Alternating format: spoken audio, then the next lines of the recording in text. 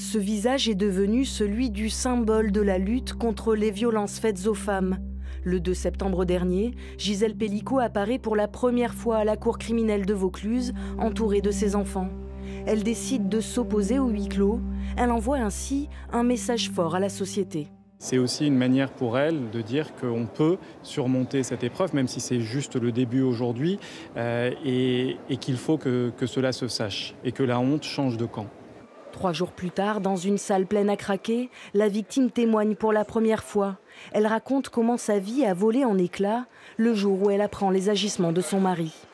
Il y a aussi la pression de tous ces individus qui sont derrière moi. Et je sens bien qu'on essaye, au niveau des questions, de me piéger, bien évidemment. Donc j'essaye de répondre le mieux possible. Et puis il va falloir se battre jusqu'au bout, bien sûr, parce que ce procès va durer 4 mois. Cet homme, qui pendant près de 10 ans l'a droguée et livrée à des inconnus appâtés sur Internet, explique qu'il voulait, je cite, « soumettre une femme insoumise ». Depuis le départ, il sait que ce qu'il a fait, c'est impardonnable. Enfin, je veux dire, ça s'expliquera certainement, mais c'est impardonnable. On est dans une forme d'addiction. Dans la rue, partout en France et même à Mazan, des marches sont organisées pour celles que tous désormais appellent par son prénom. Grâce à vous tous, j'ai la force de mener ce combat jusqu'au bout. Ce combat que je dédie à toutes les personnes, femmes et hommes, qui à travers le monde sont victimes de violences sexuelles.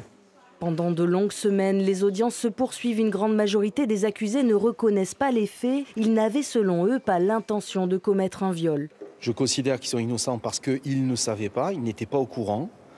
Ils ont cru qu'eux. Qu'ils ont été totalement manipulés et trompés par ce qu'on leur a dit. Comme principale preuve, 20 000 photos et vidéos retrouvées dans le disque dur de Dominique Pelicot. Après plusieurs jours de discussion, la Cour accepte de les diffuser en audience et le public est confronté à l'horreur.